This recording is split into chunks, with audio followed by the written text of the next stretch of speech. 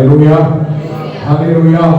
கர்த்தருடைய நாமம் மகிமைப்படுவதாக. இந்த ஆசீர்வதிக்கப்பட்ட நல்ல வேளையில நம்முடைய வேதத்தை திருப்பி 1 ராஜாக்கள் 19 அதிகாரத்துக்கு நேராக நம்முடைய சிந்தைகளை கொண்டு வரலாம். 1 ராஜாக்கள் 19வது அதிகாரத்துக்கு நேராக நம்முடைய சிந்தைகளை திருப்புவோம். இன்றைய நாளிலும் நாம் கேட்க போற செய்தியினுடைய தலைப்பு என்னவென்றால் போஜனத்தின் பலன். போஜனத்தின் பலன். போஜனம்னா போஜனத்தினுடைய பலன். சாப்பிடுகிற ஆகாரத்தை போல தேவ சமூகத்துல கொடுக்கப்படுகிற போஜனத்திற்கு எவ்வளவு பலன் நம்முடைய ஆத்மாவிலே உண்டாகிறது என்பதையும், அதை எப்படி தேவன் தம்முடைய பிள்ளைகளுடைய வாழ்க்கையின் மூலமாய் அவர் சபைக்கு காண்பித்துக் கொடுக்கிறார் என்பதையும் தான் 1 ராஜாக்கள் 19வது அதிகாரத்துல எலியா தீர்க்கதரிசியினுடைய வாழ்க்கையில் நடந்த ஒரு சம்பவத்தை வைத்து எப்படி கர்த்தர் ஒவ்வொரு நாளும் நம்மை போஜனத்தினுடைய பலத்தினால நிரப்புகிறார். ஆமென். ஆராதனையில சொன்னது போல புது பலத்தினால், புது எண்ணெயினால் ஒவ்வொரு நாளும் அவர் தம்முடைய பிள்ளைகளை பலப்படுத்துகிறவர், ஆசீர்வதிக்கிற தேவனாக இருக்கிறார். ஹல்லேலூயா.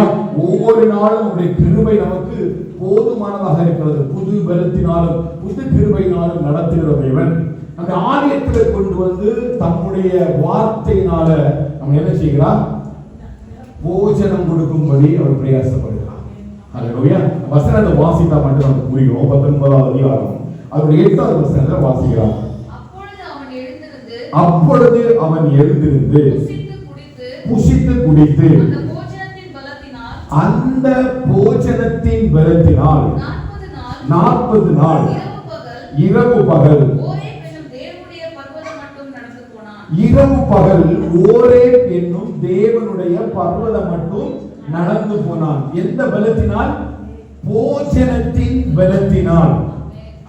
எலியா தீர்க்கதரிசி வனாந்தரத்தில் போய் இருக்கிறார்.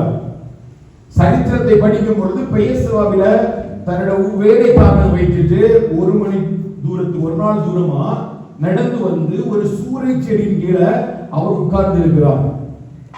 அப்படி உட்கார்ந்து இருக்கிற நேரத்துல தேவனுடைய தூதன் வந்து அவருக்கு ஒரு போஜனத்தை கொடுக்கிறார். கொஞ்சம் அடையை கொண்டு வைக்கிறாங்க, கொஞ்சம் தண்ணீரை கொண்டு வைக்கிறாங்க. தூதன் அவரை தட்டி எழுப்பி சொல்றாரு, எழுந்திரும், போஜனம் பண்ணும். அவர் எழுந்திருக்கிறாரு, பூஜனம் பண்றாரு, மறுபடியும் தூங்கி போனார். 2ஆம் தரம் தேவதூதன் வந்து தட்டி எழுப்பி சொல்றாரு, எழுந்திருந்து போஜனம் பண்ணும், நீ போக வேண்டிய தூரம், பிரயாணம் வெகு தூரமாய் இருக்கிறது. வசனங்களை வாசிக்கும் பொழுது இதை அந்த இடத்துல நாம் கண்டுகொள்ள முடியும். அப்ப போஜனத்தின் பலன் என்ன? போஜனம் அவர் வைக்கப்பட்டது கேட்கிறீங்களா? எந்த போஜனத்தின் பலத்தினால் அவர் நடந்தாரு? சுடப்பட்ட அடையும் கொஞ்சம் கலசத்துல தண்ணீரும் எடுத்து எத்தனை நாட்கள் நடக்கிறார்? நீங்க கவனிச்சாதான் புரியும். எலியா தீர்க்கதரிசியை போல கர்த்தர் ஒரு போஜனத்தை நமக்கு தந்து நம்ம ஓரேப் என்கிற பர்வதமாகிய அந்த பரம எருசலேமுக்கு நேராக நடத்தும்படி சித்தம் கொள்கிறார். 40 நாட்கள் நடந்து எங்க போய் சேர்றாரு? ஓரேப் என்னும் தேவனுடைய பர்வதத்துக்கு நேராக போகிறார். அப்படி இந்த எலியா தீர்க்கதரிசியை கொண்டு தேவ சபைக்கு கர்த்தருடைய ஆவியானவர் போதிக்கிற காரியம் என்னவென்று சொன்னால், தேவ சபையிலே கொடுக்கப்படுகிற போஜனத்தின் மூலமாக மட்டும்தான் நம்ம அந்த ஓரேப் என்கிற அந்த பரம எருசலேமை சென்றடைய முடியும். ஹல்லேலூயா. உலகத்தினுடைய பலனுக்காக, சரீரத்தினுடைய பலனுக்காக இன்னைக்கு உணவுடைய தொகை அதிகரித்து விட்டது. பல்வேறு உணவுப் பொருட்கள் சந்தைகளிலே வெளியாக்கப்படுகின்றன. எதை புசிக்கலாம் என்று சொல்லி ஜனங்கள் வந்து சாப்பாட்டு பிரியர்களாய் ஓடிக்கொண்டிருக்கிற நாட்களில் ஆவிக்குரிய ஆகாரத்துக்கான தாகங்கள் இன்னைக்கு தேவ சபைகளிலே காணப்படுவதில்லை. சரீர ஆகாரத்துக்கு கொடுக்கிற முக்கியத்துவத்தை கூட இன்னைக்கு சபைகள் தன்னுடைய ஆத்ம ஆகாரத்துக்காக முக்கியத்துவம் கொடுக்கிறதில்லை. ஆண்டவராகிய இயேசு சொன்னார், அவருடைய போஜனம் தன் பிதாவினுடைய சித்தத்தை செய்வதே தனக்கு போஜனமா இருக்கிறது என்று சொல்லி அவர் சீசரோடு கூட பேசுகிற காரியத்தை பார்க்க முடியும். நல்ல மாதவிலே கர்த்தருடைய ஆவியானவர் இந்த அடையையும் இந்த தண்ணீரை வைத்து எப்படி எலியா தீர்க்கதரிசியை நடத்தி அந்த 40 நாட்கள் கடந்து போக பண்ணி ஒரே கன்மலையிலே கொண்டு வந்து சேர்த்தாரோ, நிச்சயமாய் அதே போல சபையும் கர்த்தர் போஜனத்தின் பலத்தினால பரம எருசலேமை சென்றடையும்படியான பலத்தை நமக்குள்ள உண்டாக்குவாராக. ஹல்லேலூயா. எத்தனை விசுவாசிக்கிறீங்க? ஹல்லேலூயா. அப்படிப்பட்ட ஒரு பலனை பற்றி தான் நமக்கு பார்க்க போறோம். கொஞ்சம் சரித்திரத்துக்கு நேராக வருவோம்.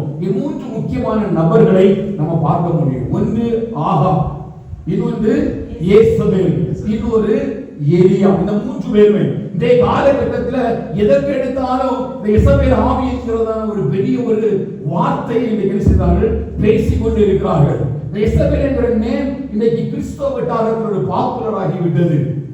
அந்த ஆவியினால் தான் கிரியை செய்கிறார்கள் என்று சொல்லி தவறாக போதிக்கிறார்கள். ஒரு ஆவி கிரியை செய்கிறார் என்று நமக்கு தெரியவில்லை. ஆனால் எலியாவுடைய வாழ்க்கையில இந்த யேசபேலுடைய கிரியைகள் அதிகமாக இருந்தது. யேசபேலுடைய வாழ்க்கையில அவள் பாகால் செய்வங்களை வணங்கி வந்தாள் என்று சரித்திரம் நமக்கு கூறுகிறது. இந்த ஆகாப் யாருன்னு கேட்டீங்கன்னா, இஸ்ரவேலுடைய ராஜா. யாருடைய மகன்னா, உம்ரி என்கிறதான ஒரு மனுஷனுடைய மகன். ஏலா என்கிற ஒரு இஸ்ரவேல் ராஜாவுக்கு கர்த்தர் கொடுத்ததான அந்த நியாய தீர்ப்பின் நிமித்தமாக சிம்ரி உம்ரி என்று 2 பேர். இந்த சிம்ரி பார்த்தீங்கன்னா அந்த பாளையத்தின் படைகளுக்கு தலைவராக இருந்தார். இந்த உம்ரியும் ஒரு தலைவராக, ராணுவங்களின் தலைவராக இருக்கிறார். 2 பேரும் அந்த இஸ்ரவேல் ராஜாவாகிய அந்த ஏலா என்பவரை கொன்று அவனுடைய பட்டத்தில் வருகிறார்கள். இந்த உம்ரியின் மகனாக தான் ஆகாப் என்ன செய்கிறார்? இஸ்ரவேலின் ராஜாவாக வருகிறார். அந்த இஸ்ரவேலின் ராஜா சீதோனின் ராஜாவாகிய ஒரு பேரியாளின் அல்லது பாகாலினுடைய மகளை திருமணம் செய்கிறார். ஆண்டவர் இஸ்ரவேல் ராஜாக்களுக்கு கொடுத்த மிக பெரிய ஒரு கட்டளை என்னன்னு சொன்னா, அந்நிய பெண்களோடு கூட நீங்க என்ன செய்யாதீர்கள், கலவாதிருங்கள். அவர்கள் உங்களை பாகால்களுக்கு நேராக வழிநடத்தும்படி பிரயாசப்படுவார்கள். ஹல்லேலூயா. அவர் யேசபேல் என்கிற ஆவியினுடைய ஆவிக்குரிய அர்த்தம் என்னவென்று சொன்னால், நாம் உலகத்தோடு கூட பிணைக்கப்படும் பொழுது, இணைக்கப்படும் பொழுது அந்த யேசபேலின் ஆவி நம்மளை பாகால்களை வழிபடுவதற்கும் உலகத்துக்கு நேரான கிரிகளுக்கும் நம்மை வழிநடத்துகிறது. ஹல்லேலூயா. ஆகாப் ராஜா இஸ்ரவேலினுடைய ராஜாவாக தான் அவர் அரியணைக்கு வந்தார். இஸ்ரவேல் ராஜாவினுடைய நோக்கம் என்ன? அந்த ஜனங்களை நீதியோடும் நியாயத்தோடும் தாவீது ராஜா எப்படி தேவனுக்கு பிரியமானதை செய்தாரோ அப்படி பிரியமான காரியங்களை செய்யும்படியாக தான் யாரை ஆண்டவர் நியமித்தார்?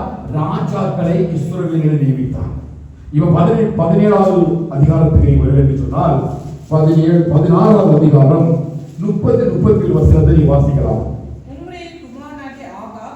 தனக்கு முன்னிருந்த எல்லாரை பார்க்கிலும் கர்த்தரின் பார்வைக்கு பொல்லாப்பானதை செய்தான்.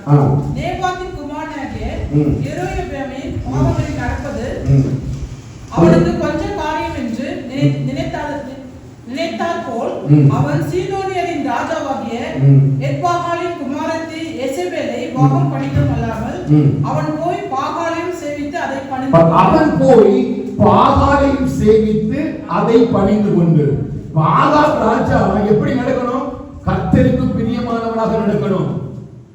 இஸ்ரவேல் ஜனத்தை ஆண்டவர் எகிப்து தேசத்திலிருந்து அழைத்து கொண்டு வந்து கோத்திரங்களை ஏற்படுத்தி அவர் தம்முடைய சித்தத்தின்படியே அந்த தேசத்தை ஆசீர்வதித்து அவர் ராஜாக்களை, ஒவ்வொரு ராஜாக்களையும் அவர்களுடைய விருப்பத்தின்படிதான் அந்த தேசத்திலே ஆளுகைக்கு உட்படுத்துகிறார். சரித்திரம் நமக்கு தெரிந்தது. ஒவ்வொரு ராஜாக்களும் கர்த்தருடைய பார்வைக்கு செம்மையானதை செய்யவில்லை. எப்பொழுது இந்த ராஜாக்களை குறித்து ஆண்டவர் சொல்லும் பொழுது தாவீதை போல அவர்கள் கர்த்தருக்கு பிரியமானதை செம்மையானதை செய்யாமல் வழி விலகி நடந்தார்கள். அதிலே இந்த ஆகாப் ராஜாவும் ஒருவன். அழகா சொல்றார் பாருங்க, 31வது வசனம்.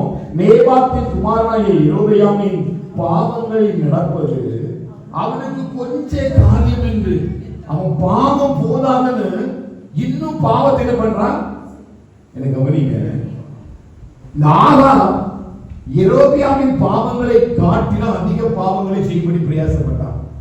யெரொபெயாமின் பாவங்கள் கொஞ்சம் தான் அப்படின்னு அவனுக்குள்ள உணர்ந்து இன்னும் ஆண்டவரை கோபப்படுத்தும்படி பாருங்க. இஸ்ரவேலில தெரிந்து கொள்ளப்பட்டவர்கள், அபிஷேகம் பண்ணப்பட்டவர்கள், தேவனுடைய பிள்ளைகளாய் தெரிந்து கொள்ளப்பட்ட ராஜாக்களை பாருங்க, இன்னும் ஆண்டவருக்கு கோபம் ஊட்டும்படி அப்ப இந்த யெரொபெயாமுடைய பாவங்கள் என்ன அப்படின்னு கேட்டீங்கன்னா, யெரொபெயாம் ரெண்டு முக்கியமான காரியங்கள் அடையாளப்படுத்தப்படும் விதத்துல. ஒண்ணு, பெத்தேலில கொண்டு, அப்பத்தின் வீடு என்று அழைக்கப்படுகிற பெத்தேலில கொண்டு கன்று குட்டிகளை செய்து வைக்கிறார். பெத்தேலிலும் தானிலும் ரெண்டு இடத்துல கன்று குட்டிகளை செய்து வைத்து அந்த ஜனங்களை எல்லாம் உங்களை வழி நடத்தி வந்த தேவன் இவனே என்று சொல்லி அந்த பாகால்களை வழிபட வைக்கிறார்.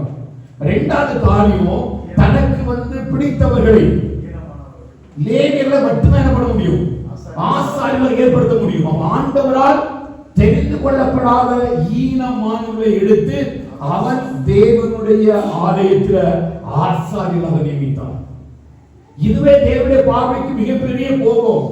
ஆனா வேதம் சொல்கிறது, அந்த நேபாத்தின் குமாரனாகிய யெரொபெயாமுடைய பாவங்கள் கொஞ்சம் தான். இது கொஞ்சமா?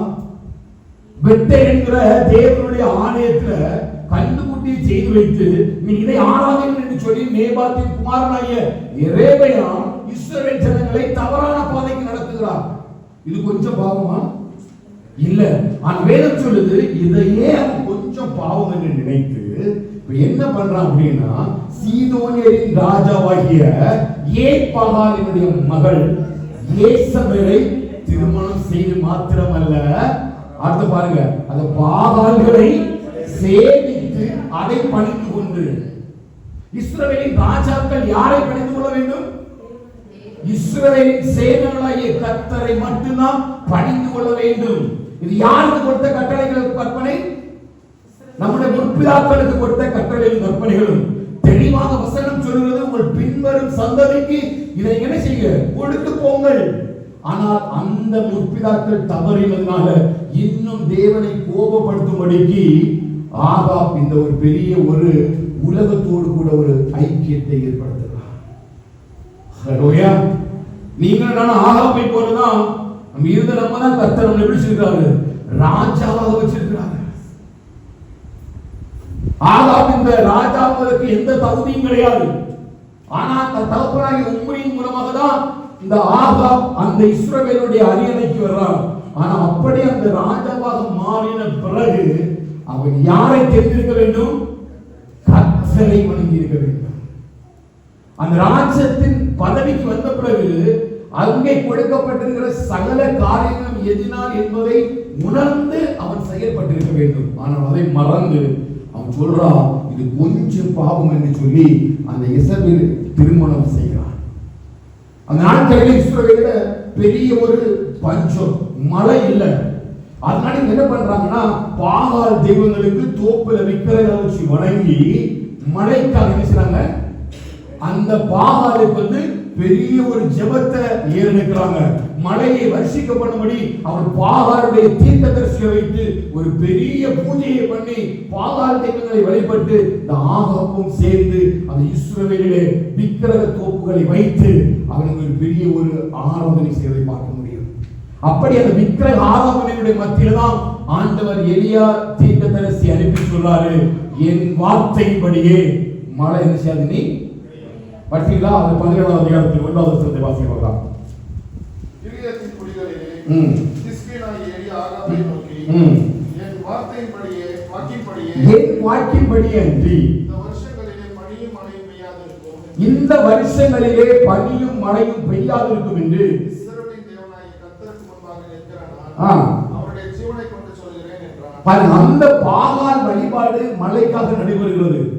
அந்த வழிபாட்டின் மத்தியில தான் ஆண்டவர் ஆகாபினுடைய பாவத்தின் நிமித்தம் சொல்றாரு, நான் வானத்தை அடைக்க போறேன், இனி மழையும் பனியும் பெய்யாது என்று சொல்லி எலியா தீர்க்கதரிசி மூலமாய் ஆகாபுக்கு இந்த வார்த்தைகளை சொல்லி எலியா தீர்க்கதரிசி கடந்து போகிறார். ஆமென். சரித்திரத்தை வாசிக்கும் பொழுது அவர் ஒரு ஆற்றங்கரையில கொண்டு வைத்து காகங்கள் மூலமாய் போசிக்கிறார். அந்த ஆற்றிலே தண்ணீர் வெற்றின பிறகு அவர் ஒரு விதவையின் வீட்டில் வைத்து போசிக்கிறார். இந்த ரெண்டு சம்பவங்களும் முடிந்தது பிறகுதான் இந்த எலியாவுக்கு ஒரு நெருக்கம். மறுபடியும் அவர் இஸ்ரவேல் தேசத்துக்கு வருகிறார்.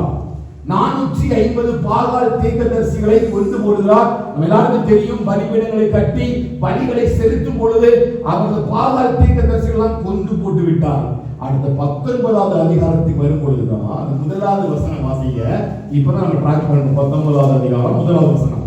எலியா செய்த பாருங்க, எலியா செய்த எல்லாவற்றையும் அவன் தீர்க்கதரிசிகள் எல்லாரையும் ம். பட்டயத்தாலே கொன்று போட்ட செய்தி அனைத்தையும் ம். ஆகாப் யேசபேலுக்கு அறிவித்தான். யார் அறிவித்தார்?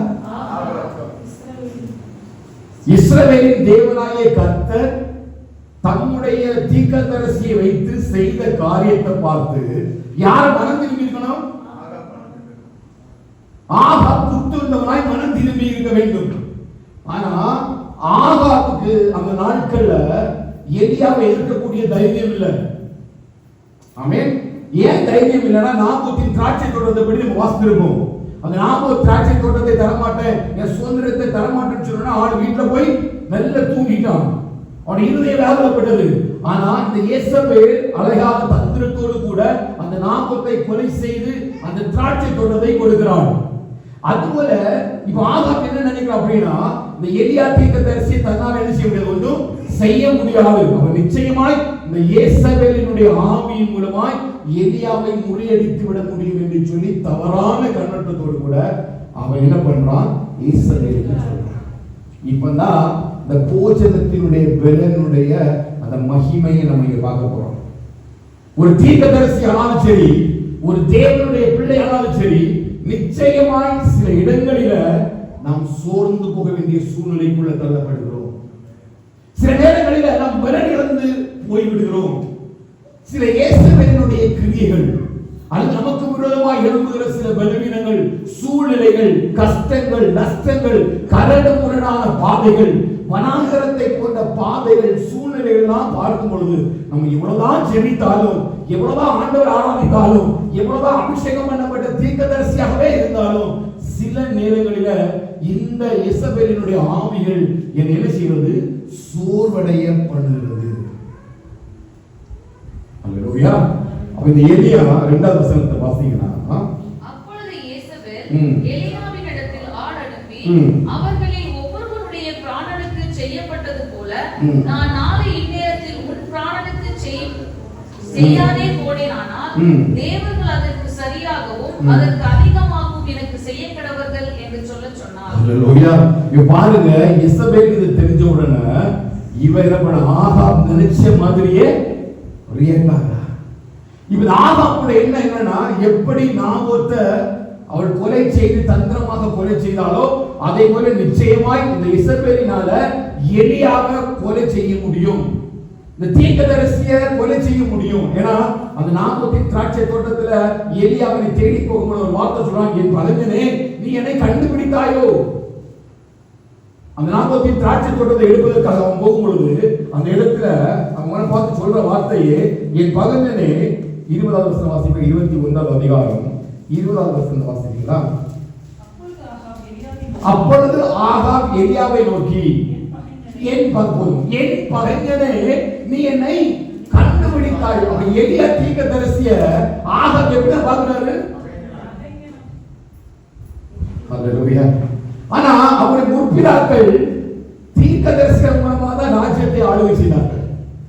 ஞான திருஷ்டிகாரனை வைத்துதான் அந்த தேசத்தினுடைய சகல சம்பவங்களும் தேவனால் தெரியப்படுத்தப்பட்டு அங்கு ஒரு ஆளுகை நடந்தது.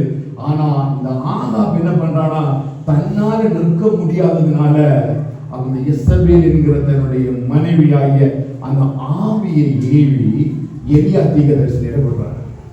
இதனால கொஞ்சம் கூர்ந்து கவனிக்கணும். ஏன் கவனிக்கணும்னா, சில நேரங்கள்ல இந்த வசனங்கள்லாம் வாசிக்கும் பொழுது நம்ம ஆவியில சில காரியங்களை தேவன் நமக்கு உற்சாகத்துக்காக எழுதி வைத்திருக்கிறார். அல்லேலூயா. ஏன் இந்த வாக்கியங்களா எனக்கு எழுதப்பட்டது அப்படின்னா, நான் ஒரு சாதாரண மனுஷன் தான், நான் ஒரு அபிஷேகம் பண்ணப்பட்டவன் தான், ஒரு ஊழியத்துக்காக கர்த்தர் நியமித்திருக்கார் அப்படிதான். ஆனாலும் சில இயேசுவினுடைய கிரியைகள் எனக்குள்ளமா எழும்பும் பொழுது, சோர்வடையும் பொழுது, கர்த்தர் எப்படி எலியா தீர்க்கதரிசியை அவர் பலனடைய பண்ணினாரோ அதே வகையில அவர் என்னையும் பலனடைய பண்ண முடியும் என்கிற ஆதாரத்துக்காக தான் கர்த்தர் இந்த காரியங்கள்லாம் எனக்கு திருஷ்டாந்தங்களாக எழுதி தந்திருக்கிறார். ஹல்லேலூயா. நீங்க அழகா பாருங்க, அழகா காரியங்களை நான் கண்டுபிடிச்சேன். அந்த யேசபேல் சொல்றா, நான் உன்னை இந்த தீர்க்கதரிசிகளுக்கு செய்யப்பட்டதற்காக உன் பிராணனுக்காக நாளைக்கு உன் பிராணனுக்காக, ஒவ்வொரு தீர்க்கதரிசிகளுடைய பிராணனுக்காகவோ நாளைக்கு உனக்கு செய்யப்படும். அப்படின்னு சொல்லிட்டு என்ன சொல்றா, தேவர்கள் அப்படி செய்யலன்னா தேவர்கள் அதற்கு சரியாகவும் அதற்கு அதிகமாகவும் எனக்கு யாரு தேவர்கள்? அவனுடைய தேவர்களை பற்றி அவன் என்ன செய்யறான், ஒரு வாக்கு பண்றான். ஆனா இந்த வார்த்தை கேட்ட உடனே தன் பிராணனுக்கு பயந்து எலிசா போயிட்டான் இருக்குது. எலியா போயிட்டாலும் இருக்குது. ஆனா இந்த தேவர்களை குறிச்சு யாருக்கு தெரியும்?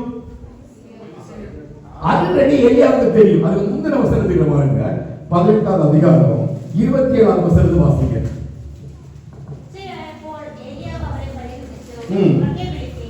அவன் தேவனல்லோ, அவன் தியானிக்கையாகவும் അല്ലെങ്കിൽ വെളിക്ക് പോയിക്കയാകുന്നു അല്ലെങ്കിൽ യാത്രയിലാകുന്നു അല്ലെങ്കിൽ പക്ഷേ ഉറങ്ങുകയാകുന്നു അവനെ ഉണർത്തണമെന്ന് പറഞ്ഞു. பாருங்க, இந்த வசனத்தை வாசிச்சீங்கன்னா அந்த தேவர்களை குறிச்சு யாருக்கு தெரியும்? ஆல்ரெடி யார் எக்ஸ்பீரியன்ஸ் பண்ணிருக்கிறார்? ஆனா அந்த இயேசுவினோட வார்த்தை இந்த காரியத்தை மறக்க பண்ணிட்டு 450 தீர்க்கதரிசிகளையும் அவன் கொன்னு போடுவதற்கு ஒரு இடத்துல கூட பயப்படவே இல்லை. ஆனா 450 பாவா தீர்க்கதரிசிகள் ஈக்குவல் டு ஒன் லேடி. 450 தீர்க்கதரிசிகள் ஈக்குவல் டு ஒன் லேடி. ஒரு சரிசமமா ஒரு இயேசுவினோட வார்த்தை அவனை கலங்க பண்ணுகிறது. ஆனா இந்த தேவனை பற்றி அவனுக்கு தெரியும். ஏன்னா அவனே பேசுகிறான், இது சத்தமா கூப்பிடுங்க, உங்க தேவன் உறங்கி இருக்கலாம். 10:28 வாசிங்க. அவர்கள் உரத்த சத்தமாய் கூப்பிட்டு தங்கள் வழக்கத்தின்படியே இரத்தம் தங்களை வழி மற்றும் கத்திகளாலும் ஈட்டிகளாலும் தங்களை மத்தியான வேலை சென்ற பின்பு அந்தி வழி செலுத்த நேரம் மட்டும் சன்னதம் சொல்லிக் கொண்டார்கள். ஒரு சத்தமும். அப்ப அவருடைய தேவனுக்கு என்ன இல்லை? ஜீவன் இல்லை. இல்லையா? நீ இயேசுவின் வார்த்தையை பற்றி பயப்படாத. அவன் நிறைய பேசுவான். அவன் பிசாசு நிறைய போய் சொல்லுவான். அவனுக்கு தெரியும் தன்னுடைய தேவனை வச்சு ஒண்ணும் பண்ண முடியாது. யாருக்கு தெரியும்? இந்த இயேசுவுக்கு தெரியும். ஆனா நிறைய ஒண்ணு பயங்காட்டுவான். இந்த வியாதி உனக்கு எதுக்கு தெரியுமா? இந்த சூழ்நிலை உனக்கு என்ன தெரியுமா? நீ எப்படிப்பட்ட சிச்சுவேஷன்ல போயிட்டு இருக்கா தெரியுமா? பாரு உன்னை என்ன பண்ண போறேன். எனக்கு தெரியல, உன் தேவன் எங்கேயாவது உறங்கிட்டு இருப்பா. நான் ஆராதிக்கிற தேவன் ஜீவனுள்ள தேவன். ஹல்லேலூயா. அவர் வானத்திலிருந்து அக்கினியாக இறங்கி எப்படி பலிபீடத்தை அந்த பலியை பட்சித்து போட்ட நேரத்தில் வல்லமை உள்ள அக்கினியானவராக இருக்கிறாரோ அதே அக்கினியானவராய் ஒவ்வொரு நாளும் நம்ம மத்தியில் அவர் அசைவாடுகிற தேவனாக இருக்கிறார். எந்த இயேசுவின் ஆவிகளும் நம்மளை தொடவே முடியாது. எதுவும் விசுவாசிக்கிறீங்க? ஹல்லேலூயா. இயேசுவினுடைய ஆவி வெறும் வார்த்தைகளை தவிர அதிகாரம் இல்லை. ஆனா இயேசு என்கிற நாமத்தில் நமக்கு ஒரு அதிகாரத்தை தான் இருக்கிறார். அந்த அதிகாரத்தின் மூலமாய் இந்த இயேசுவின் ஆவிகளை நிச்சயமாய் முறியடிக்க முடியும். ஹல்லேலூயா. இயேசுவினுடைய வார்த்தை தான் அவனை பாதிச்சதே தவிர அவனுடைய வார்த்தைகளை கவனிக்கல. ஹல்லேலூயா. சில நேரம் பயம் வரும் பொழுது அந்த பயத்தை நம்ம இல்லை கவனிக்கிறது இல்லை. அவன் போய் சொல்லிட்டே இருப்பான். போய் சொல்றா, நாளைக்கு பாரு நான் ஒன்னு என்ன பண்ண போறேன்னு பாரு. அப்படி பண்ணல அப்படின்னா என் தேவர்கள் அதுக்கு சரிசமமா இருக்கு. ஒன் தேவன் ஒண்ணு பண்ண முடியாது. ஏன்? உனக்கு அப்படி ஒரு தெய்வமே கிடையாதுப்பா. உன் பாகா தெய்வங்கள் வாயிருந்தும் பேசாது, கண்டிருந்தும் காணாது, மூக்கிருந்தும் முகராது.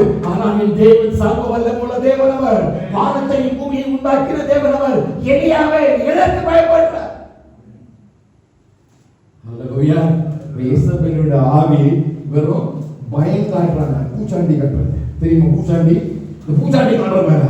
நான் அதை பண்ணுவேன், நான் இதை பண்ணுவேன், நான் உன்னை முறியடிச்சுவேன், நான் உன்னை கொண்டு போடுவேன். அவன் பேசுவானே தவிர அந்த இயேசுவின் நாமத்தில் நம்ம வாழ்கிறது வரையிலும் அவன் நம்மளை தொடவே முடியாது.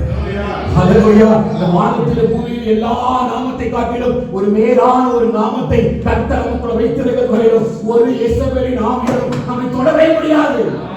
ஹல்லேலூயா. உலகத்துக்காக நிறைய பேர் வாழ்ந்துட்டு பாவையெல்லாம் இவன் பண்ணிக்கிட்டு கடைசியில் பழி யார் மேல? இயேசுவின்.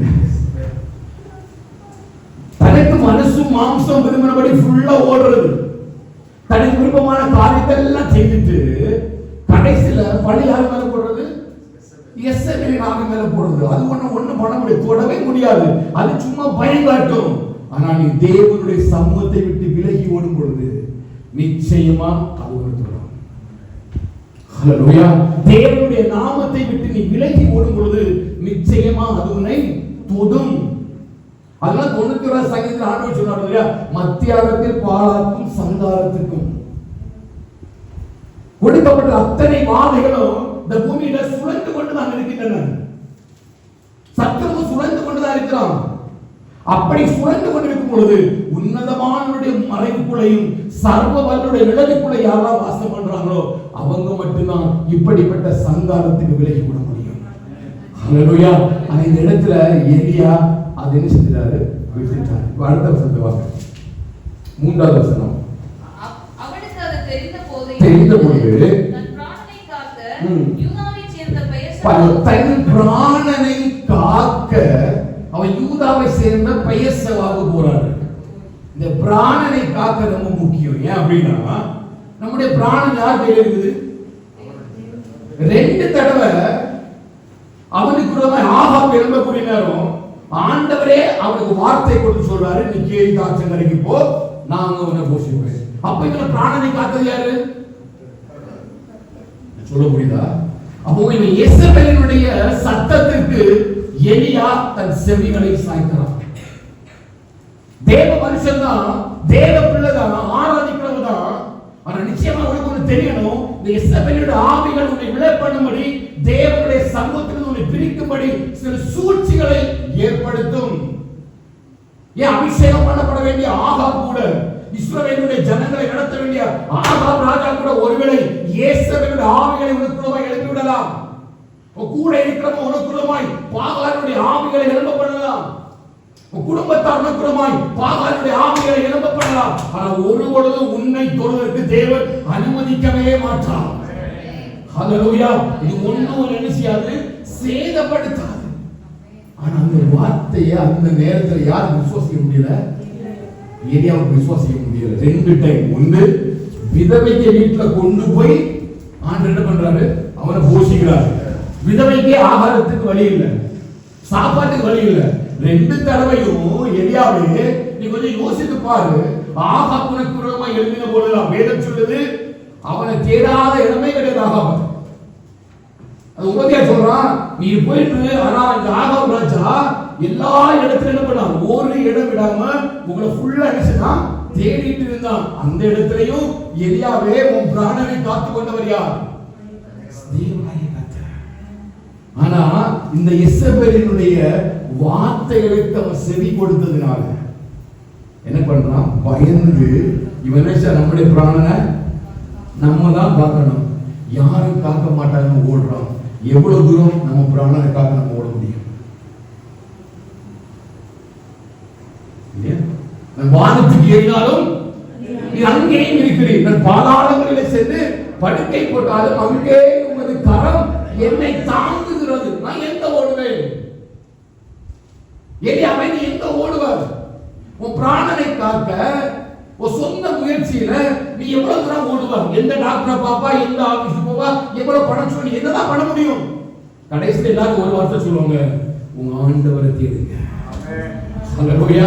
எலியா இந்த நேரத்துல நீ தேவ சமூகத்தோட நினைச்சிருக்கணும். இந்த இயேசுவின் நாமத்துல ஒண்ணும் பண்ண முடியாது.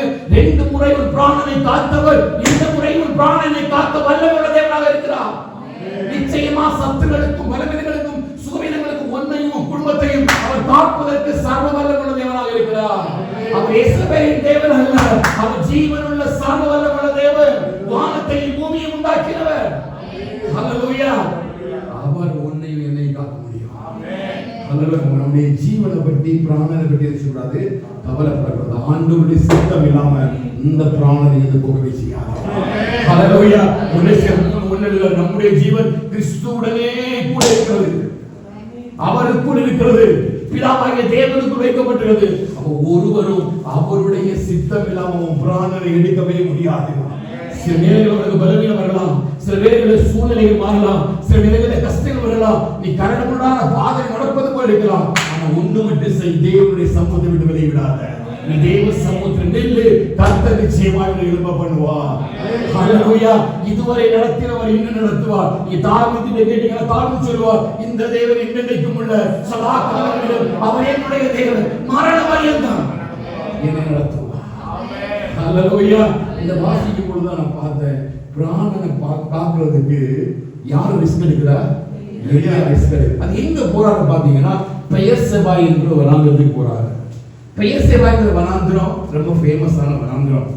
இன்னும் ஒரு ஆள் இந்த பெயர்செபா வனாந்திரத்துல உருவாக்கப்பட்டாங்க. யாரு?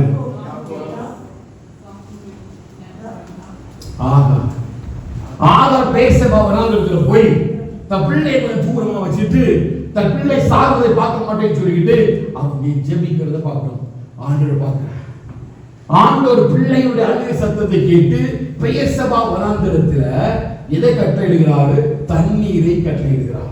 பெயர்செபா வனாந்திரத்துல உருவாக்கப்பட்ட இன்னொரு மனுஷன் யாருன்னு கேட்டீங்கன்னா ஆகார். அந்த பெயர்செபா வனாந்திரத்துக்கு போய் அங்க தன்னுடைய வேலைக்காரனை நிறுத்திட்டு இப்ப அவர் என்ன பண்ணார்னா கொஞ்சம் மெதுவா நடந்து வர்றாரு. அடுத்த வசனத்தை வைத்தீங்கன்னா, அவர் வனாந்திரத்தில் ஒரு நாள் பிரயாணம் போய் ஒரு சூறை செடியின் கீழ் உட்கார்ந்து தான் சாக வேண்டும் சொல்லிட்டு எங்க வந்து உட்கார்ந்திருக்கிறார்? சாகனா எங்க இருந்திருக்கலாம்? இஸ்ரேலே இருந்திருக்கலாம். இவருடைய விருப்பம் என்ன? நான் ஒரு பலவீன சூழ்நிலை, ஆண்டவரே போதும் ஆண்டவரே என்னை எடுத்துக்கொள்ளுங்க, இந்த பலவீனத்தில் என்னால வாழ முடியல, நான் மறித்தால் நிலமா இருக்கும். ஆனா இவன் சாகணும் விருப்பம் உடையவனா இருந்தா இவன் எங்க போயிருக்கணும்? இஸ்ரவேல். இஸ்ரவேலுக்கு முன்னாடி போயிருந்தாரு. இஸ்ரவேல் ஆல்ரெடி நிறைய பேர் போட்டு தள்ளி இருக்கிறார். இவன் மட்டும் தான் மிச்சம். இவனை போட்டுக்கலாம். ஆனா சூறை செடிகளை உட்கார்ந்து புலம்புறான், ஆண்டவரே நான் சாக வேண்டும், என் ஆத்துமாவை என்ன செய்யுங்க, எடுத்துக்கொள்ளுங்க அப்படின்னு பண்ணக்கூடிய நேரத்தில் தான் 5வது வசனத்துல பாருங்க, ஒரு சூறை செடியின் கீழ் படுத்துக் கொண்டு நித்திரை பண்ணினான். சாக பொருள் நித்திரை வருவாங்க? சாக பொருள் நித்திரை வருமா? வராது. நீ சாகணும் நீங்க போய் படுத்த நிம்மதியை தூங்குமா? தூங்க மாட்டோம். வேதத்துல பாத்தீங்கன்னா இப்படி கஷ்டத்துல இருக்கிற தேவ மனுஷன் தான் நிறைய தூங்குனாங்க. பேதுருவை பிடிச்சி சரசாலையில கொண்டு போட்டு ஆளெல்லாம் வச்சுட்டு அழகா புரட்டை விட்டு தூங்குனாங்க. எலியாவுக்கு கஷ்டம். எந்த நேரத்தில் வேணும்னாலும் இஸ்ரவேலுடைய ஆட்கள் வந்து எலியாவை பிடிப்பதற்கு வாய்ப்புகள் இருக்கிறது. ஆனா அந்த இடத்துல எல்லாம் இஸ்ரவேலுடைய ஆவியை விராதபடிக்கு கர்த்தர் அல்லது பாதுகாத்து கொண்டார். அப்ப கர்த்தருடைய கண்கள் நான் போகிற இடம் எல்லாம் என்ன செய்து பார்க்குது. அவரால் தாங்கிக்க முடியாது. அடுத்த சொல்ல பாருங்க, ஒரு சூறை செடியின் கீழ் படுத்துக் கொண்டு நித்திரை பண்ணினான். அப்பொழுது ஒரு தூதன் அவனை தட்டி எழுப்பி எழுந்து போஜனம் பண்ணு. இப்ப எலியாவுக்கு என்னன்னா நம்ம என்ன நினைச்சோம் அப்படின்னா, நம்ம பண்றோம், ஆண்டவர் வராரு, இசபேல போடுறாரு. இப்படி ஒரு எண்ணத்துல தான் ஆள் நல்ல என்ன பண்றாரு, தூங்குறாரு. அவருடைய விண்ணப்பம் என்ன, என் ஆத்மாவை எடுத்துக்கொள்ளும். அவன் என்ன நினைச்சா அப்படின்னா, 450 கள்ளத்தீர்க்கதரிசி பாகாத்தீர்க்கதரிசி போட்டாச்சு, இவன் மட்டும் தான் மிச்சம், நம்ம ஜெபம் பண்ணிட்டு நம்ம இங்க படுத்துருவோம். அப்ப என்ன பண்ணுவாரு, ஆண்டவர் இஸ்ரவேலை போட்டுட்டு தன்னை கூட்டி இஸ்ரவேலை கொண்டு போறத ஆளு சந்தோஷமா படுத்திருக்கிறாரு. ஆனா இந்த தூதன் வந்து பாருங்க, அந்த காரியத்தை குறித்து பேசவே இல்லை. இல்லையா? நம்ம ரொம்ப நாள் ஜெபிக்கிறோம், நம்ம ரொம்ப நாள் ஒரு பெரிய பிரேயர் ரிக்வெஸ்ட் ஆண்டவர் முன்னாடி வச்சிருக்கிறோம். ஆனா அந்த ஜெபத்துக்கு எந்த பதிலும் என்ன பண்ணுவோம்? ஆனா நல்ல ஆதாரம் தராரு, நல்ல சகலமும் நல்லதா இருக்குது. ஆனா பிரேயருக்கு பதிலே கிடைக்கல. எங்க போதும் சாப்பிட்டு முடிச்சு எல்லாம் முடிட்டு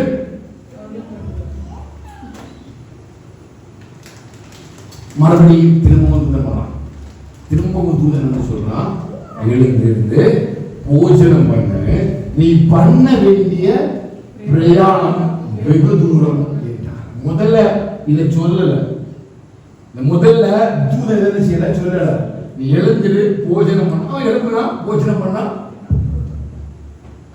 அவன் எதிர்பார்த்திருந்த பதில் அவருக்கு என்ன செய்யல, கிடைக்கல. இப்ப என்ன நினைக்கிறான் அப்படின்னா, நம்மள தூரமா போய் சொல்றாரு அப்படின்னா, ஏதோ ஆண்டவர் எனக்காக கிரியை செய்ய போகிறார், இஸ்ரவேலை போட போகிறாரு, அல்லது இஸ்ரவேல்ல ஒரு பெரிய ஒரு அவனுக்காக ஒரு பெரிய ஒரு சகாயத்தை ஆண்டவர் ஏற்படுத்துகிறார் என்று சொல்லிதான் அந்த போஜனத்தின் பலத்தினால கர்த்தர் அவனை எழுப்ப பண்ணுறார்.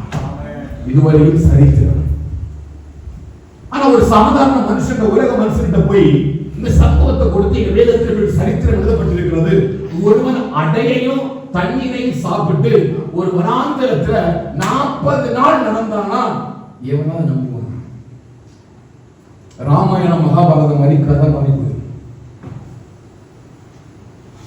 ஒரு அடையை சாப்பிட்டு, 2 அடையை சாப்பிட்டு, அடையா பிரெட் நல்ல தோசை வச்சிருக்கு, ஒரு 10 மசாலா தோசை சாப்பிட்டு நம்மளால 10 நிமிஷம் கூட நடக்க முடியாது. ஆனா இந்த ஒருத்தன் அடையையும் ஒரு கலசத்துல தண்ணீரை எடுத்துட்டு எவ்வளவு தூரம் நடக்கலாம்? 40 நாட்கள் நடக்கிறான். ஹல்லேலூயா. தேவன் இதை தம்முடைய ஜனத்துக்கு பலனை உண்டு பண்ணுகிறார் என்கிற ஆவிக்குரிய கண்ணோட்டத்தோடு தான் எழுதி வச்சிருக்கிறார். இந்த அப்பமும் இந்த தண்ணீரும் தான் புதிய ஏற்பாட்டு காலத்துல ஜீவ அப்பமாகவும் ஜீவ தண்ணீராகவும் வெளிப்படுத்தப்படுகிறது.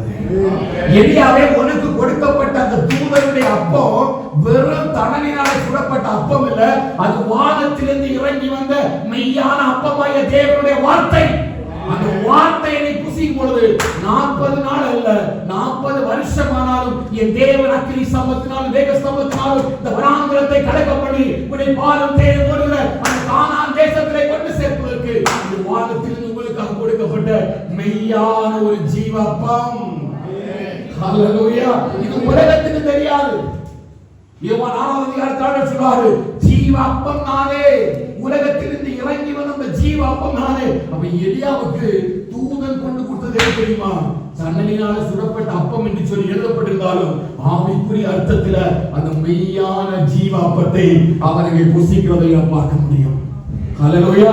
இப்ப யோவான் 6ஆம் அதிகாரம் 32வது வசனத்தில் வாருங்க. யோவான் 6ஆம் அதிகாரம் 32வது வசனம் வாசிக்கிறோமா?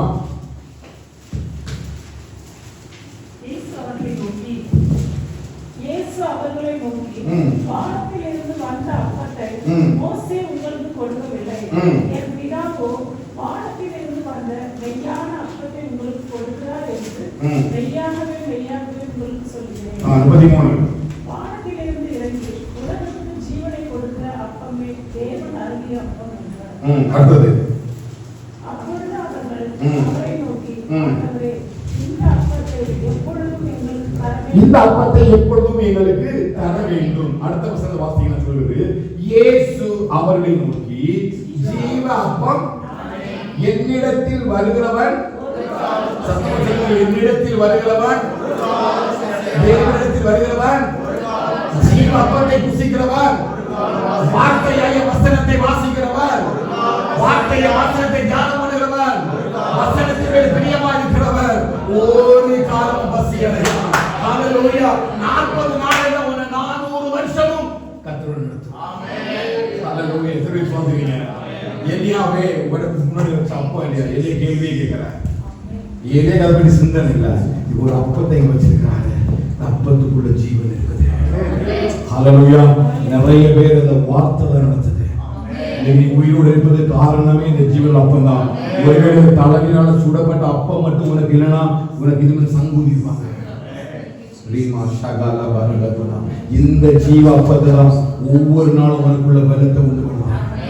உனக்கு மெடிக்கல் இல்லப்பா, இந்த ஜீவ அப்பத்தை ஒவ்வொரு நாளும் நீ புசிக்கிறனாலதான் இந்த ஜீவ அப்பத்தினுடைய பலன் தான் உனக்குள்ள ஒரு பெரிய ஒரு பலனை உண்டு பண்ணுகிறது. நீ எழுத முடியாது இருக்கிற நேரம், நடக்க முடியாது இருக்கிற நேரம், பலவீனத்தை, சுகவீனத்துல, கஷ்டத்துல, நஷ்டத்துல பாடுற ஆண்டவர் சொல்றார், வானத்தில் இறங்கி வந்த மெய்யான ஜீவ அப்பத்தை புசிக்கிறவன் ஒரு நாளும் பசி அடையா. 40 நாள்ல எலியாவே உனக்கு பசிக்குதா? இல்லப்பா, எனக்கு பலன் இருக்குது. எலியாவே தண்ணி வேண்டாம், எனக்கு பலன் இருக்குது. ஏன் தெரியுமா? அந்த அப்பத்தை குடிக்கிறவனுக்கு நோ ட்ரஸ்ட், நோ ஹங்கர். தேவனுடைய பிள்ளைகள் ஏன் இவ்வளவு பலன் அறிக்கணும் தெரியுமா? கஷ்டத்தின் மத்தியிலும் நஷ்டத்தின் மத்தியிலும் நாளைக்கு என்ன சம்பவிச்சாலும் எனக்கு ஒரே ஒரு நம்பிக்கைங்க, என் தேவன் என்னை காணாண்ட கொண்டு சேர்ப்பார். என் தேவன் என்னை ஒரே கண்மலை மட்டும் இந்த பலத்தினாலே நடப்பதற்கு சரீரத்தில் இருக்கிற பலன் நடத்தாது, சரீரத்தில் இருக்கிற பலன் கொண்டு சேர்க்காது. ஆனா இந்த அப்பத்தை ஒவ்வொரு நாளும் புசிக்கும் பொழுது ஒரு புது எண்ணெயால், ஒரு புது பலத்தால், காண்டாமிருகத்தின் கொம்பை போல் உன் அபிஷேகப்படுகிறது. அபிஷேகம் தேவன் நியமித்த ஓட்டத்திலே உன்னை ஓட பண்ணி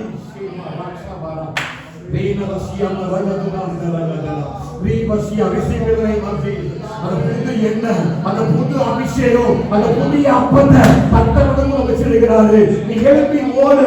நீ படுத்து நித்திரை செய்ய வேண்டியவள் அல்ல, நீ படுத்து தூங்க வேண்டியவள் அல்ல. தூக்கத்தை தட்டி எழுப்பு எலியாவே. நீ பிரயாணப்பட வேண்டிய தூரம் அதிகம். ஹல்லேலூயா.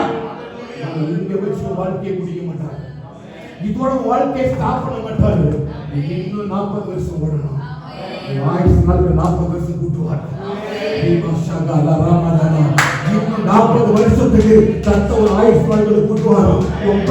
ஒன்றும் வரை செய்ய முடியாது. ஏதாவது ஜீவனுள்ள அப்போ ஒவ்வொரு நாளும் புசிக்கிறார். ஹல்லேலூயா. எலியா எழுப்பி பார்க்கிறாரு. முன்னாடி அப்பா, முன்னாடி தண்ணி. ஹல்லேலூயா. செய்தி எழுப்பி பாரு.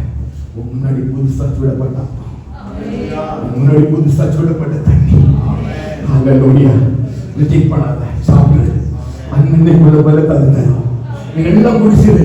வாழ்நாள் ஃபுல்லா ஒரு தாகம் இருக்கிறாங்க.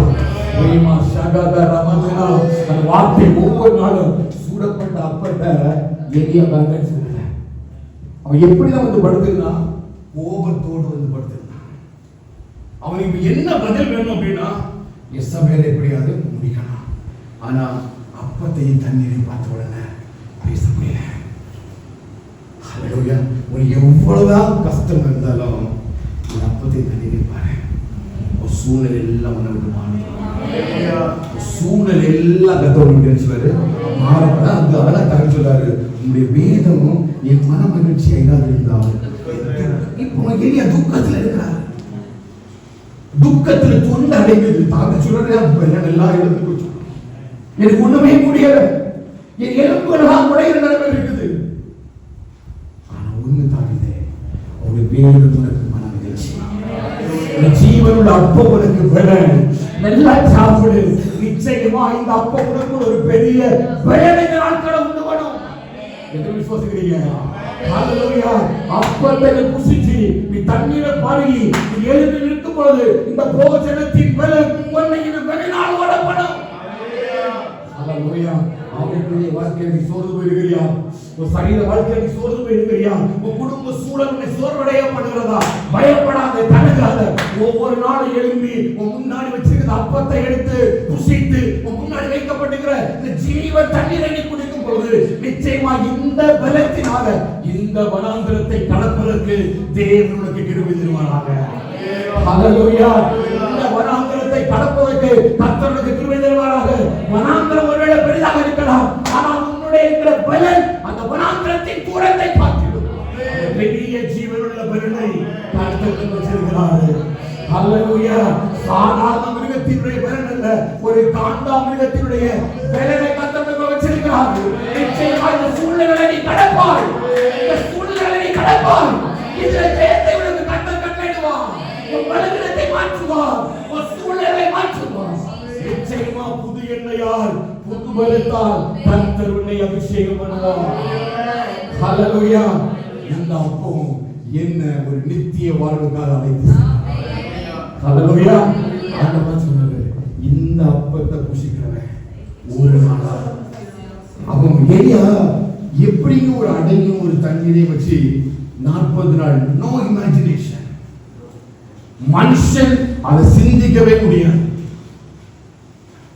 40 நாள் இரவு பகல் போகணும்னா எவ்வளவு பலன் வேணும், எவ்வளவு சக்தி வேணும். நம்ம கொஞ்சம் வனாந்திரத்தில் நடந்தாலே வெள்ள விசர்க்கும், டீஹைட்ரேஷன் ஆகும், கால்கள் தளர்ந்து போகும். ஆனா பாருங்க, ஒரு அடைய வச்சு ஹல்லேலூயா ஒரு வார்த்தை மட்டும் போதுங்க. ஏரியா மாதிரி 40 நாள் நடக்க முடியும்னா கர்த்தர் உன்னை 40 வருஷம் நடக்க. ஹல்லேலூயா. ஏரியாவுக்கு கொடுக்கப்பட்ட அப்பத்தை காட்டிலும் எனக்காக ஒரு அப்பம் கொடுக்கப்பட தெரியுமா? ரத்தத்தை சிந்தி நான் சுகமாய் வாழும்படி, நான் பலவனாய் இருக்கும்படி, நான் ஆசீர்வதிக்கும்படி வானத்திலிருந்து தன்னுடைய குமாரனாகிய கிறிஸ்து என்கிற ஒரு மெய்யான அப்பத்தை நம்முடைய கரங்களை தந்திருக்கிறார்.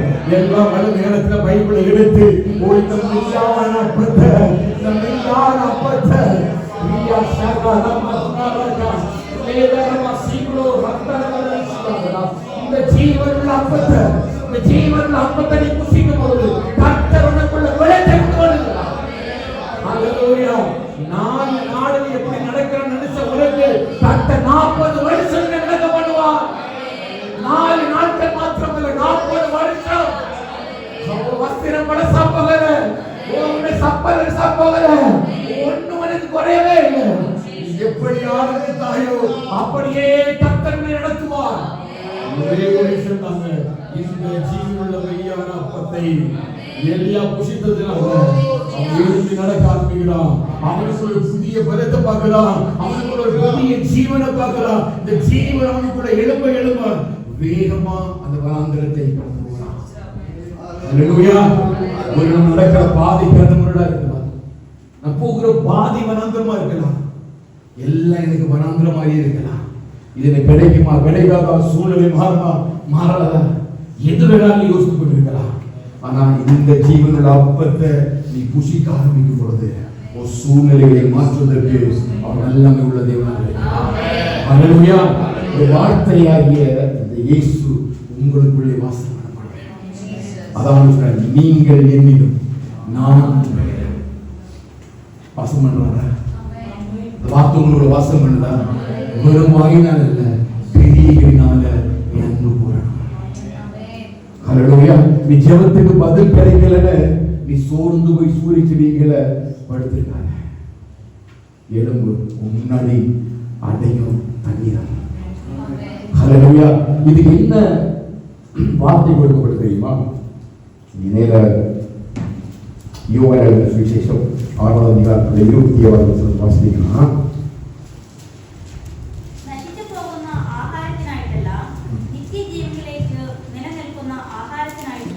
அந்த வார்த்தை ஒன்று கொடுக்குது. இந்த போஜனை என்ன போஜனம் தெரியுமா?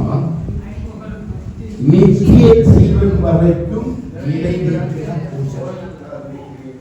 எந்த போஜனத்தினால வந்து அவர் நடந்தாரு? நித்திய ஜீவன் வரைக்கும் நிலைநிற்கிற ஒரு போஜனம் தான் இந்த ஜீவ அப்பமாகிய இயேசு கிறிஸ்து. ஏன் அந்த நித்திய ஜீவன் வரைக்கும் அப்படின்னா, அந்த இடத்துல எலியா வந்து எங்க வர வரணும்? ஓரே பர்வதமாகிய அந்த கன்மலை வரணும். இது எங்க இருக்குது? எகிப்து தேசத்துக்கு போற வழியில இருக்குது. சீனாய் மலையில இருக்கக்கூடிய ஒரு மலைக்கு பெயர் தான் ஓரே கன்மலை. இவர் எங்க நடந்து வராரு? இஸ்ரவேலுக்கு நடந்து ஒரு நாள் பிரயாண தூரமா பெயர்சேபா வந்துட்டாரு. இவன் பெயர்சேபால இருந்து மறுபடியும் வரணும், ஓரே கன்மலைக்கு வரணும். ஏன்னா அங்க ஆண்டவர் அவனுக்கு தன்னை வெளிப்படுத்துவார். பாத்தீங்கன்னா கீழே வசனத்துல காட்சிகளினாலும் புசல்களினாலும் அக்கினினாலும் கர்த்தர் அவனோடு பேசினாலும் பார்க்கிறோம். அவன் ஒரே வரைக்கும் அவன் நடத்தணும். அப்ப அந்த அடையும் அந்த தண்ணீரும் போதுமானது. இது எனக்கு என்ன ஆச்சரியம் அப்படின்னா, பாருங்க, ஆண்டவர் இவரை 40 நாள் நடத்துறதுக்கு எவ்வளவு தண்ணி கொடுக்கணும்? மினிமம் ஒரு 40 அடை, ஒரு நாளைக்கு ஒரு அடையாவது கொடுத்தாதான் போகணும். ஆண்டவருக்கு தெரியும் உனக்கு எவ்வளவு அப்பமும் தண்ணீரும் நீ பரலோக ராஜ்யத்துக்கு போடுவதற்கு. நீ நடக்கிற பாதை அவருக்கு தெரியும். அதனுடைய கால சூழ்நிலை, தட்பவெப்ப நிலை எல்லாத்தையும் கர்த்தர் உன்னை பார்த்துதான் இந்த வனாந்தரத்துக்குள்ள கர்த்தர் உன்னை நடத்துறாங்க. ஹல்லேலூயா. எதுக்கு அப்படின்னா, ஒரே கன்மலையில கொண்டு வந்து தேவன் தம்மை எலியாவுக்கு வெளிப்படுத்தினார் அப்படின்னு நம்ம பார்க்கிறோம். அப்போ அவன் முன்னாடி வைக்கப்பட்ட அப்பம் என்ன அப்பம்? ஜீவ அப்பம். அந்த ஜீவ அப்பத்தின் பலத்தினால், அப்ப போஜனத்தினுடைய பலன் எப்படி எலியாவை 40 நாட்கள் நடக்க வைத்ததோ, அன்னைக்கு அது சாதாரண அப்பமாக இருந்தாலும் இன்னைக்கு உங்களுக்கு எனக்கு கைகளில விலையேறப்பட்ட ஒரு அப்பத்தை கற்று வந்திருக்கிறார். ஹல்லேலூயா. இந்த அப்பத்தின் மூலமா சகலத்தை நீங்கள் சுதந்திரித்துக் கொள்ள முடியும். அப்பத்தின் மூலமா எதை நீங்கள் சாதிக்க முடியும். எந்த சூழ்நிலையும் இந்த அப்பத்தின் மூலமா நீங்கள் கடந்து போக முடியும். அது செங்கடலா இருந்தாலும் சரி, யோர்தானா இருந்தாலும் சரி, வனாந்திரமா இருந்தாலும் சரி, எல்லா இடத்திலையும் இந்த அப்பத்தை எடுத்து சாப்பிட்டு நீ நடக்க ஆரம்பி. ஒரு சூழ்நிலையும் தடையே பண்ணாது. ஹல்லேலூயா. எவ்வளவு வேணாலும் கஷ்டத்தோட நீ நடக்க ஆரம்பி, பிரச்சனை இல்லை. இந்த அப்பத்தை நீ புசிக்கும் பொழுது புது எண்ணெயும் புது அபிஷேகம் உனக்குள்ள உருவாக ஆரம்பிக்கும். அந்த புது எண்ணெயும் அபிஷேகம் உனக்குள்ள நடத்த ஆரம்பிக்கும் பொழுது எந்த வனாந்திரத்தையும் நீ எளிதாக கடந்து போவதற்கு இந்த ஜீவனுள்ள அப்பம் நிச்சயமா உங்களுக்கு கிரியை செய்யும். விசுவாசிக்கிறீங்களா இல்லையா? விசுவாசிக்கிறீங்க. ஜீவப்பம் நடத்து வைப்பாரு. அடுத்த பாத்தீங்கன்னா அடுத்தது கலசத்துள்ள தண்ணீர். யோவான் 4:10 வாசிங்க. யோவான் 4:10 வாசிக்கலாமா?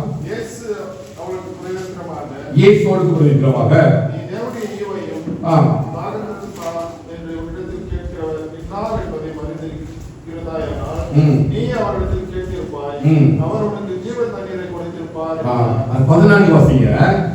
நான் கொடுக்கும் தண்ணீரை நான் கொடுக்கிற தண்ணீரை குடிக்கிறவனுக்கு ஒரு காலமும் தாகம் உண்டாகாது.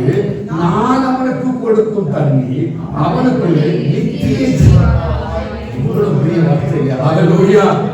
அந்த எலியாவுக்கு கொடுத்த தண்ணீரை விடவும் மேன்மையான ஒரு தண்ணீரை அவனுக்கு கொடுக்கிறது. நீ எந்த இடத்துக்கு நீ இப்போ நித்திய ஜீவ காலமா உனக்குள்ள ஒரு தண்ணீர் ஊறிட்டே இருக்கு. என்ன தண்ணீர் எங்க கிடைக்குங்க? என் கண்கள். விசுவாசிகளா சொல்ற புரியுதா? அப்ப என்னது ஜீவ அப்ப எலியாவுடைய சூழ்நிலை மாறிச்சது. ஆண்டவர் தன்னுடைய தூதன் அனுப்பி அவனுக்கு அப்பமும் தண்ணீரும் கொடுத்து அவனுக்கு வனாந்திரத்தில் 40 நாள் நடக்க வைக்கிறாங்க.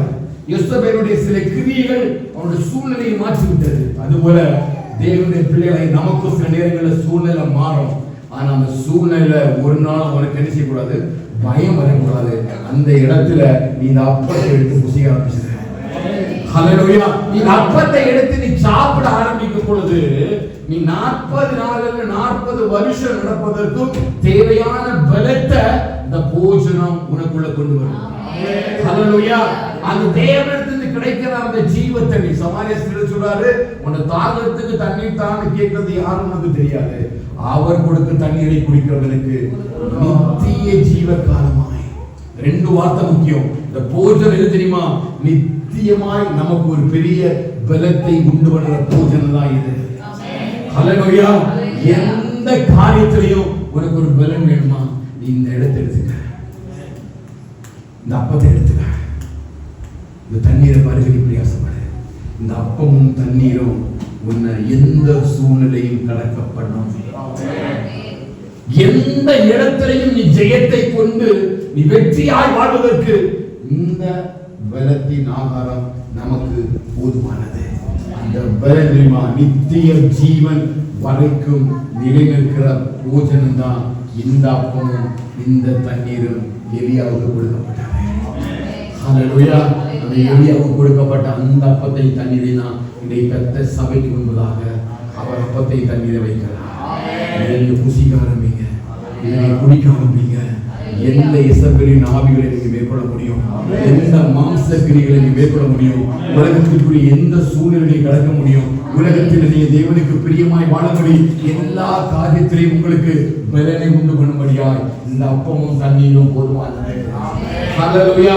நிச்சயமா எலியாவை உணர்ந்திருப்பார். நிச்சயமா எலியாவுக்குள்ள ஒரு பெரிய பலன் உண்டா இருக்கும். 40 நாளுக்கும் இந்த பலன் அவனுக்கு ஹல்லேலூயா. காலைக்கு ஆண்டவர் பலனை கொடுத்தாரு. காலை சொல்றாரு, அன்றைக்கு இருந்த பலன் ஏன் தெரியுமா? காலை பேர் இயேசுவை போல தேவனை உத்தமமாய் பின்பற்றினவர்கள் யாருமே இல்லை. அப்போ அந்த வேதத்தை பின்பற்றுவதற்கு நிச்சயமா பலன் உண்டு. ஹல்லேலூயா. இந்த வேதத்தை நேசிகளுக்கு மிகுந்த சமாதானம் உண்டு. என்ன சமாதானம் தெரியுமா? புது எண்ணெயும் புது பலனும் புது அபிஷேகம். சில பேர் புது பலனாக இருக்கிறாங்க. போஜனத்தை புசிக்க ஆரம்பி. இந்த போஜனத்தின் அன்னதினமும் புசிக்க ஆரம்பி. இந்த போஜனத்தின் பலன் ஒண்ணு 40 நாள் இல்ல, 40 வருஷம் நடத்தும். ஹல்லேலூயா. ஹல்லேலூயா. அந்த பலத்தை கர்த்தர் தந்துருவார். விசுவாசத்தோடு போங்க. இந்த வாரம் முழுவதும் போய் சொல்லுங்க, ஜீவப்பமும் ஜீவ தண்ணீரும் எலியாவை போல முன்னாடி வைக்கப்பட்டிருக்கிறது. நான் நிச்சயமா எழுந்து சாப்பிட்டு குடிச்சு நான் நடக்க ஆரம்பிக்க போறேன். 40 வருஷம் இதே பலத்தோட போவேன். உங்களுக்கு 85 வயசாகும் பொழுதும் அந்த பலனை கத்தவனுக்கு வைப்பார். நீமா சகா பரக்ஷன ரகுனரகா உன் பலவீனத்துல கத்த பலனை நிச்சயமா உண்டு பண்ணுவாரு. 85 வயசுல நீ சொல்லுவா அன்னைக்கு ஆரம்பித்த பலனை கத்தர் இன்றைக்கு வைத்திருக்கிறார். உடனே இப்ப பார்க்கும் பொழுது உனக்கு பலவீனமா இருக்கலாம், இப்ப பார்க்கும் பொழுது சூழலாம இருக்கலாம், நிச்சயமா இந்த பலன் உன்னை நடத்தும்.